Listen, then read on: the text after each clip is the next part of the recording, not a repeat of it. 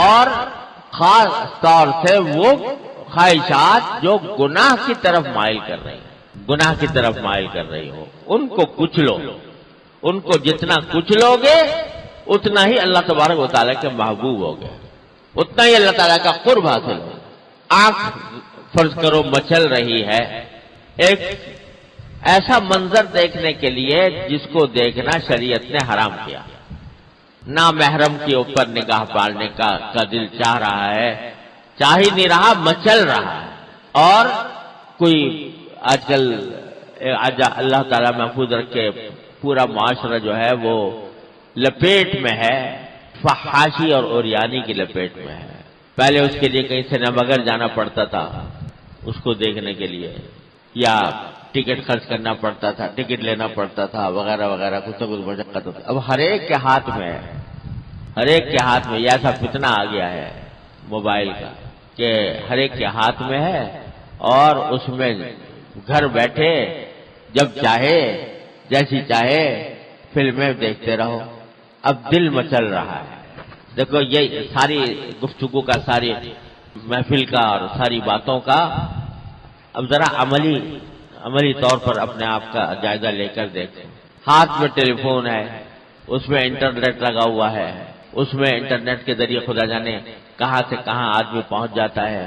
اور اس کے نتیجے میں نفس کی خواہش جو ہے وہ یہ ہو رہی ہے کہ ارے یار تنہا ہوں، اکیلا ہوں، کوئی دیکھ نہیں رہا، کمرہ بھی خلوت ہے، تو چلو اب آنکھوں کو مزہ دلواؤ، آنکھوں کو مزہ دلواؤ. اور اس کی وجہ سے لگ گیا اس میں. اب یہ ہے یہاں پر بہکایا ہوگا ضرور شیطان نے، بہکایا تو ہوگا، مگر بہکایا تھا تو مجبور نہیں کیا تھا. کوئی تمہارے اوپر ڈنڈا لے کے کھڑا نہیں ہو گیا تھا کہ اگر نہیں کرو گے تو ماروں گا تمہیں، بلکہ اس کی سے محض ایک تمہیں راستہ دکھایا تھا، یار یہ کر لو مزہ آئے گا.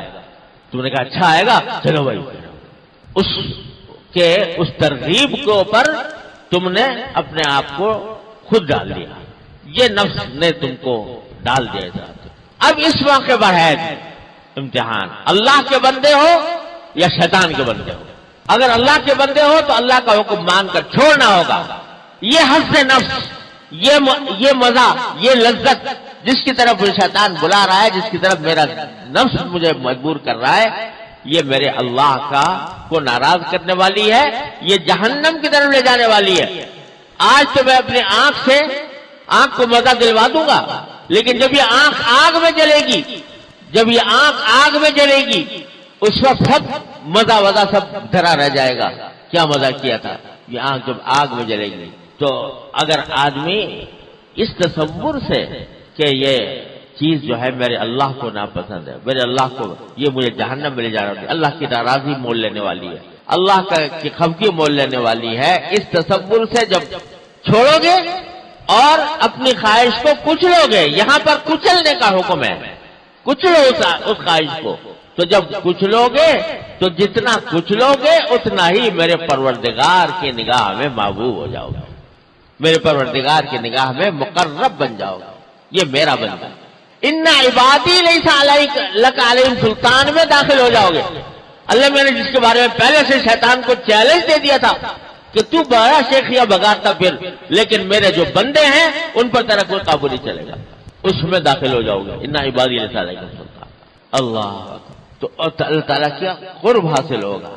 تو اسی لیے یہ جو خواہشات نفس ہے نا، یہ اللہ جو حضور نفس ہیں جو انسان کو گناہ کی طرف لے جانے والے ہیں، ان کو اللہ نے پیدا ہی اس لیے کیا ہے کہ ان کو کچلا جائے. ارے ان کا مقصد تخلیق کی ہے کہ ان کو کچلا جائے. دل میں جو یہ خواہشیں پیدا ہو رہی ہیں، ضرب لگاؤ ان کے اوپر، ضربے لگاتے رہو، یہاں تک کہ جب ضربے لگا کے اللہ تبارک و تعالیٰ کی بارگاہ میں اس کا قرب کا مقام تمہیں حاصل ہو جائے. ان عبادی لیس لک علیہم سلطان میں داخل ہو جاؤ گا. نہ بچا کے تو رکھ اسے کہ یہ آئینہ ہے وہ آئینہ. اقبال کہتا ہے دل کے بارے میں، نہ بچا کے تو رکھ اسے کہ یہ آئینہ ہے وہ آئینہ، جو شکستہ ہو تو عزیز تر ہے نگاہ آئینہ ساز میں. جتنا یہ چوٹ پڑے گی اس پر، جتنا یہ ٹوٹے گا، جتنے اس کے اوپر ضربیں لگائی جائیں گی، اتنا ہی میرے پروردگار کی نگاہ میں یہ محبوب ہوگا. جو عزیز تر ہے نگاہ آئینہ ساز.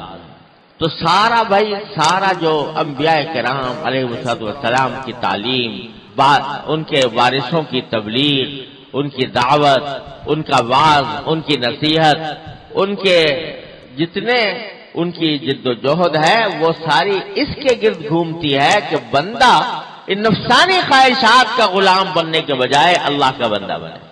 تو نفسانی خواہشات کو کچلنا پڑتا ہے. اور دیکھو یہ کچلنا نفسانی خواہشات کا، یہ تو اس کے بغیر تو آدمی زندہ ہی نہیں رہ سکتا. بہت سی خواہشات ہوتی ہیں جب تک ان کو کچلا نہ جائے زندہ ہی نہیں رہ سکتے. بھائی تم کہیں ملازم ہو اور تمہیں ڈیوٹی پر جانا ہے صبح کو، اور نفسانی خواہش اور یہ سو جاؤں پڑھ کے، اگر اس نفسانی خواہش پہ عمل کیا، روزانہ صبح کو جاتے ہوئے نیند آ رہی تھی اور خوشی ہو رہی تھی، آج طبیعت مقدر ہے اور آج سست ہے نہیں جاتے، کوئی رہے گا؟ کچلا خواہش کو کچلا. کس لیے کچلا؟ تنخواہ کی خاطر. نہیں جاؤں گا ملازمت پہ، نہیں جاؤں گا تنخواہ نہیں ملے گی. تو کچلا ضرور، لیکن کہے کے لیے کچلا؟ تنخواہ کی خاطر، تنخواہ لینے کے لیے. ارے تیری جو تنخواہ اتنی بڑی ملنے والی ہے وہاں جنت میں کہ جو چاہے گا جو مانگے گا ملے گا، اتنی بڑی تنخواہ وہاں ملنے والی ہے. اس کی خواہش، اس کی وجہ سے اگر کچل دے کسی خواہش کو، یہ تنخواہ جو چند ہزار ملنے والی ہے مہینے پہ، اس کے لیے تو گزرنے کو تیار ہے اپنی خواہش. لیکن میرے مالک نے اتنی بڑی جنت تیرے لیے تیار کر رکھی ہے کہ مالا عین رات ولا اذن سمعت ولا خطر علی قلب بشر، جس کو آج تک کسی نے تصور میں بھی نہیں گزری، ایسی نعمتیں اللہ نے تیار کر رکھی ہیں. اس کی خاطر نہیں کچھ لے گا. تو میرے بھائیوں، اللہ تبارک و تعالیٰ اپنے فضل و کرم سے، اپنی رحمت سے ہمیں یہ خلیقہ عطا فرما دے.